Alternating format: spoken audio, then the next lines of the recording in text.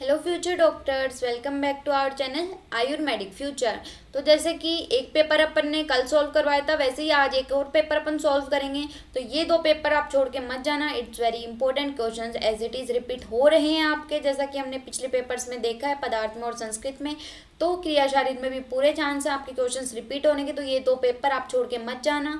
और 10 ईयर्स की सीरीज, ठीक है। तो अपन सॉल्व करते हैं अपना पेपर।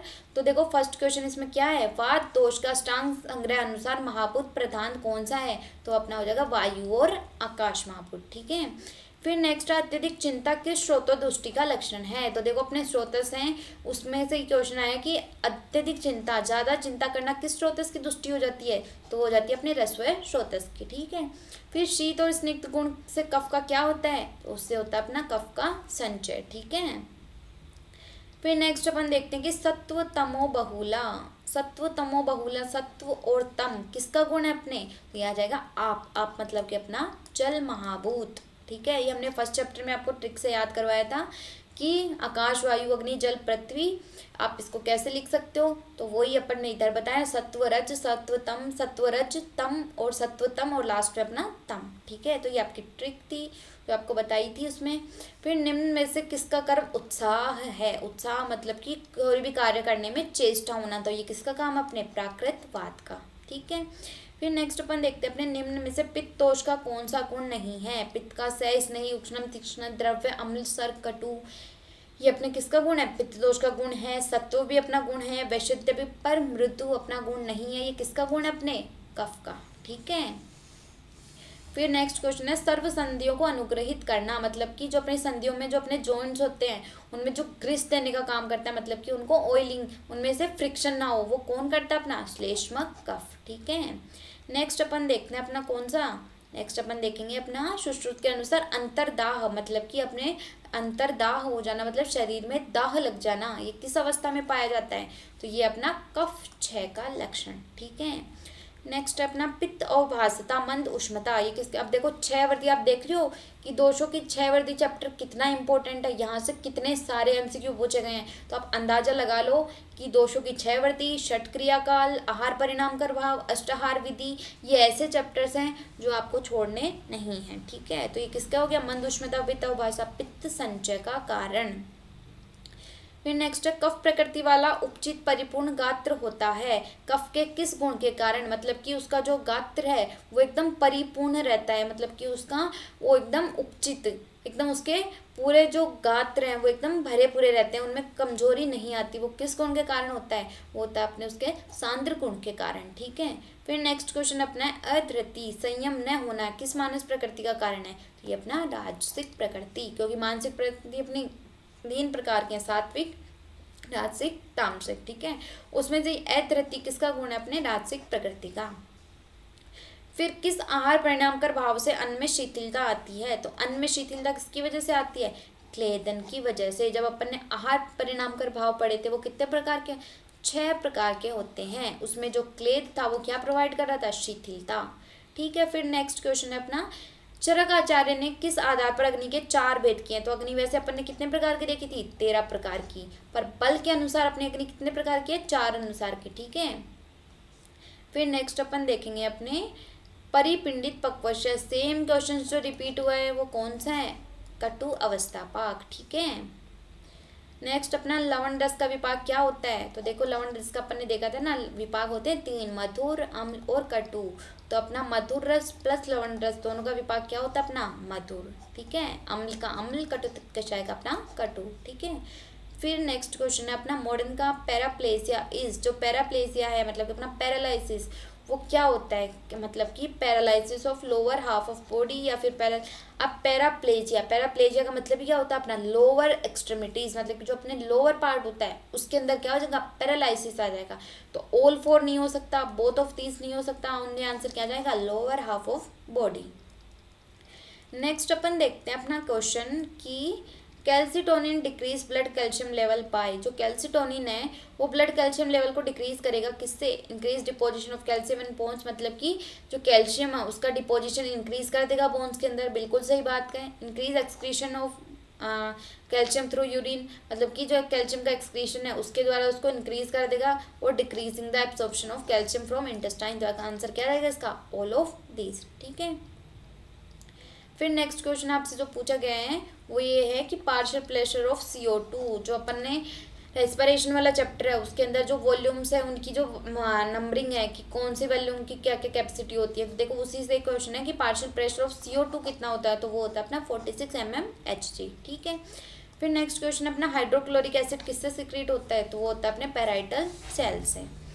फिर नेक्स्ट अपन देखते हैं अपना पॉजिटिव फीडबैक। ये क्वेश्चन देखो पिछले पेपर में भी था, तो positive feedback, negative feedback, very very important.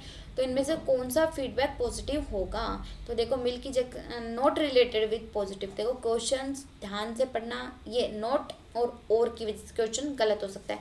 तो इसने बोला है कि कौन सा ऐसा है जो पॉजिटिव फीडबैक के साथ रिलेट नहीं करता, तो देखो मिल्की जंक्शन पॉजिटिव ही है, ब्लड कोगुलेशन पॉजिटिव है, पार्चुरेशन पॉजिटिव है। इसमें आंसर क्या जाएगा अपना? None of this.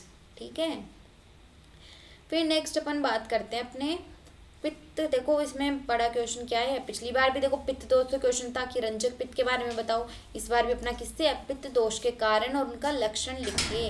इसमें आपको पित्त दोष 6, पित्त 6 से क्या क्या कारण होता है, तो देखो यहाँ पे क्या लिखा है? पित्त क्षय मंद उष्मो अग्निता निष्प्रत्वत्तम क्षय। ये किसका लक्षण है? पित्त दोष का। मतलब पित्त क्षय से क्या होता है?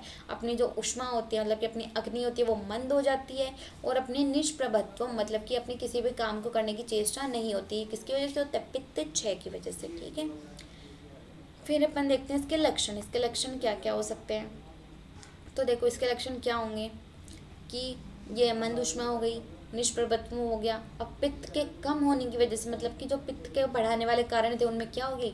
कमी आ गई, तो उस वजह से ये हो गई। इसमें आपको पित्त क्षय के कारण लिखने और उसके लक्षण लिखने हैं। वेरी इंपॉर्टेंट क्वेश्चन, पित्त वात पित्त कफ तीनों ही वेरी वेरी इंपॉर्टेंट। ठीक है, फिर देखो इसने यहाँ पे वायु से भी क्वेश्चन दे दिया कि समान वायु के स्थान गुण कर्म का वर्णन करो। तो देखो वात पित्त कफ वेरी इंपॉर्टेंट है। समान वायु से आपको पूछा है कि समान वायु कहाँ होती है, इसके गुण क्या होते हैं, इसके कर्म क्या होते हैं। अब देखो 5 नंबर में क्वेश्चन है, स्पेसिफिक वायु का पार्ट दिया है, तो ये तो नहीं है कि आप हिंदी लिख के आ जाओगे। हिंदी लिखोगे वही आपको 2 नंबर दे के छोड़ेगा। तो आप कोशिश करना कि श्लोक लिखो। तो इसका श्लोक देखो क्या है? समानो अग्नि समीपस्थ कोष्ठे चरती सर्वतः अन्न ग्रहणती पच्यति विवेच्यति मोचती। मतलब कि समान वायु का स्थान क्या होता है? अपना कोष्ठ होता है, अपने पूरे कोष्ठ में रहती है। ठीक है, जठराग्नि।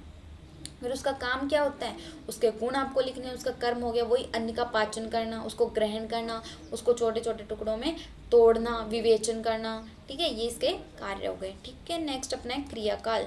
देखो षट क्रियाकाल पिछले में भी आया था, इसमें भी आया, तो क्रियाकाल वेरी इंपॉर्टेंट है। इसमें आपको बताना है कि जो षट क्रियाकाल है अपनी संचय अवस्था, प्रकोप अवस्था, प्रसर, व्यक्ति भेद, इन सबको आप कैसे चिकित्सा में उपयोग कर सकते हो। प्लस आपको संचय जो अवस्था है उसका यहाँ पे क्या करना है? वर्णन करना है कि जैसे वात का संचय ग्रीष्म ऋतु में, पित्त का संचय वर्षा ऋतु में, कफ का संचय हेमंत ऋतु में। एक एक चीज़ आपको समझानी है। कौन से देखो उष्ण और रुक्ष गुण से अपना वात का संचय हो रहा है, शीत और तीक्ष्ण से अपना पित्त का संचय हो रहा है, और शीत और स्निग्ध से अपना किसका संचय हो रहा है? स्निग्ध मतलब कफ का। ठीक है, तो ये सब चीज़ें आपको समझानी है। इसमें पूरा संचय अवस्था बताना है, प्लस जो अपनी षट क्रियाकाल है उसकी चिकित्सा में क्या उपयोगिता होती है, मतलब कि अपन कैसे कैसे इसको अपनी चिकित्सा मतलब कि ट्रीटमेंट में काम में ले सकते हैं। ठीक है, नेक्स्ट अवस्थापाक। वही पिछले बार जो क्वेश्चन आया था सेम, कि अवस्थापाक में आपको समझाना है कि अवस्थापाक क्या होता है, कौन कौन से दोष इसमें प्रधान होते हैं। मधुर, अम्ल, कटु। मधुर किससे बन के बना? मधुर और लवण रस से। अम्ल अपना अम्ल रस से। कटु तिक्त कषाय से अपना कौन सा बन गया? कटु अवस्थापाक। मधुर का स्थान क्या होता है? अपना आमाशय। अम्ल का अपना पच्चम आनिश्चय, और कटु का अपना क्या हो जाएगा? पक्वाश्चय। ठीक है, फिर आपको इसमें पूरा पूरा बताना है कि मधुर अवस्थापाक में क्या होता है? अन्नश्य भुक्तम माश्रश्य षड्रस से षड्रस को प्राप्त होता है, फेनभूत हो जाता है, कटु में परिपिंडित हो जाता है। ये सब कुछ इसमें आपको एक्सप्लेन करना पड़ेगा। ठीक है, फिर नेक्स्ट क्वेश्चन है अष्टविधि विशेषायतन की उपयोगिता लिखते हुए मात्रापूर्वक आहार की व्याख्या करें। अष्टविधि विशेषायतन वेरी वेरी इंपॉर्टेंट चैप्टर। इसमें आपको पूरा इसमें बताना पड़ेगा कि कौन कौन से अष्टविध विशेषायतन होते हैं। ठीक है, वही राशि, संयोग, ठीक है, ये सब चीज़ आपको बतानी है। और फिर मात्रा पूर्वक आहार क्या होता है, कि मतलब कौन से व्यक्ति को कौन सा अलग अलग जिसकी मंदाग्नि होती है उसको कैसा आहार लेना चाहिए, गुरु आहार है उसको कम मात्रा में लेना चाहिए, लघु आहार है उसको अपन को ना अति पूर्णतः मतलब कि कोष्ठ ना भरने तक नहीं लेना चाहिए। ठीक है, तो ये आपको पूरा बताना है। बट अष्टविधि विशेषायतन वेरी वेरी इंपॉर्टेंट है। ठीक है, नेक्स्ट अपना जो क्वेश्चन है, right a short note on acid base balance. देखो या तो एग्जामिनर आपको एसिड बेस बैलेंस पे क्वेश्चन पूछेगा या फिर आपको एक्शन पोटेंशियल पे पूछेगा। तो आपका एसिड बेस बैलेंस या प्लस एक्शन पोटेंशियल, ये दोनों वेरी वेरी इंपॉर्टेंट क्वेश्चन है। एसिड बेस बैलेंस पूछेगा या तो वो आपसे एक्शन पोटेंशियल पूछेगा। तो आपको ये दोनों क्वेश्चंस वेरी मतलब अच्छी तरीके से वेरी इंपॉर्टेंट है, अच्छी तरीके से पता होना चाहिए कि एसिड बेस बैलेंस में आपसे क्या बताना है कि जो रेस्पिरेटरी सिस्टम है, बफर सिस्टम है, रीनल सिस्टम है, उसमें अपनी पीएच क्या होती है, उसको अपन कैसे बफर सिस्टम से मेंटेन कर सकते हैं, बाइकार्बोनेट सिस्टम क्या होता है, अपना फॉस्फेट सिस्टम क्या होता है, इसमें पूरा आपको एसिड बेस बैलेंस के बारे में समझाना है। ठीक है, फिर right functions of small intestine, जो अपनी स्मॉल इंटेस्टाइन होती है उसके कितने पार्ट्स होते हैं, ड्यूडेनम, जुजेनम और इलियम। इसके आपको फंक्शंस लिखने हैं कि ड्यूडेनम का क्या काम होता है, जुजेनम का क्या काम होता है, इलियम का क्या काम होता है, ब्रेक डाउन करते हैं फूड का, एब्सॉर्ब करते हैं न्यूट्रिएंट्स और वाटर को, move along with digestive tract मतलब कि जो डाइजेस्टिव ट्रैक्ट होता है उसके साथ मूव करती हैं। ये पूरा आपको समझाना है। फिर नेक्स्ट अपना है right function of mid brain. इसने मिड ब्रेन का पूछा है, ये आपसे सेरेबेलम का पूछ सकता है, या हाइपोथैलेमस का पूछ सकता है, क्योंकि अपनी जो फिजियोलॉजी है इसके अंदर मेनली वो फंक्शंस ही पूछता है। तो मिड ब्रेन के फंक्शंस पे आपको पता होना चाहिए कि ये टॉप पार्ट होता है किसका, अपने ब्रेन स्टेम का। क्या इसकी प्रोसेस विजुअल और जो ऑडिटरी इन्फॉर्मेशन होती है इसको मेंटेन करने का काम होता है। और जो अपने मोटर मूवमेंट्स होते हैं मतलब कि अपने आई के मूवमेंट, अपने हैंड्स मूवमेंट, ये सब चीज़ें इनको क्या करता है, वो कंट्रोल करता है। और भी बहुत सारी चीज़ें हैं, 5 मार्क्स में हमने आपको सिर्फ समझाने के लिए बताया है। आप 2 लाइन लिख के मत छोड़ना, कम से कम भी आपको 1 से 1.5 पेज के बारे में पढ़ना पड़ेगा। ठीक है, और ये क्वेश्चंस जो हमने आपको बताए हैं रिपीट होने के तो पूरे पूरे चांसेस हैं। ठीक है, नेक्स्ट अपन देखते हैं अपने 10 नंबर का क्वेश्चन। तो 10 नंबर में देखो क्या आ गया, वात दोष के 5 प्रकार। अब देखो वहाँ पे उसने पित्त दोष पूरा पूछा था, इस बार इसने अपना पूरा वात दोष पूछ लिया। तो वात दोष 5 में ऊपर पूछा था, 10 में नीचे पूछ लिया, 15, 5 में पित्त पूछ लिया। तो 20 नंबर से अपने ये 3 दोष आ जाते हैं, वात पित्त कफ। ठीक है, तो वात दोष के 5 प्रकार कौन से, वही आपको समझानी है। समान वायु, प्राण वायु, उदान वायु, अपान वायु। फिर इसको प्राणवात के विशेष स्थान, गुण और कारण। अब देखो इसने विशेषली ऊपर समान वायु पूछी थी, अब इसने यहाँ पे कौन सी पूछ ली, प्राण वायु। इसमें आपको पहले 5 कौन से प्रकार है वो बताने हैं, फिर प्राण वायु को उसके गुण, कर्म, उसके स्थान वो आपको पूरे एक्सप्लेन करने हैं। ठीक है, फिर जो अपना नेक्स्ट क्वेश्चन है, जाठराग्नि, भूताग्नि और धात्वाग्नि के कार्यों का विस्तृत वर्णन करो। तो अपनी आपको पूरा बेस बनाना है। पहले अग्नि कितने प्रकार की होती है, अपनी अग्नि 13 प्रकार की होती है। अग्नि का काम ही क्या होता है, अपनी जो 13 प्रकार की अग्नि कौन सी है, अपनी जठराग्नि, 5 अपनी भूताग्नि, 7 अपनी धात्वाग्नि। क्या क्या करती है, जठराग्नि क्या करती है, अपना जो आहार है उसका पाचन करती है। भूताग्नि क्या करती है, अपने जो आकाश, वायु, अग्नि, जल, पृथ्वी, जो अपने आहार का जो भी भाग होता है, जलीय भाग होता है, उसको अप्य महाभूत पचाता है। जो पृथ्वी महाभूत मतलब कि जो ठोस भाग होता है उसको पृथ्वी महाभूत पचाता है। वैसे ही आपको 5 के बारे में इसमें समझाना है। फिर धात्वाग्नि मतलब जो अपने 7 धातु होती हैं, रस धातु का कार्य रस का ग्रहण करना, रक्त धातु का कार्य है रक्त का प्रवाहन करना। इन सारी धातुओं का क्या क्या कार्य है ये आपको पूरा समझाना है। ठीक है, तो ये क्वेश्चन पूरे पूरे चांसेस है रिपीट होने के, एक भी क्वेश्चन छोड़ के मत जाना। ठीक है, फिर पल्मोनरी फंक्शन टेस्ट, ये देखो पीएफटी, जो रेस्पिरेशन से पहले पूछा था एक्सचेंज ऑफ गैसेस, इस बार पूछ लिया पीएफटी। इसमें आपको पल्मोनरी फंक्शन टेस्ट ये क्वेश्चन देख के घबराना नहीं है कि हमसे क्या पूछ लिया। तो देखो इसमें सिर्फ आपको वही बताना है जो आपने आज तक पढ़ा है। इसमें क्या होता है, complete evaluation of respiratory system. जो अपना रेस्पिरेटरी सिस्टम है उसका अपन कंप्लीट इवेल्यूएशन करते हैं।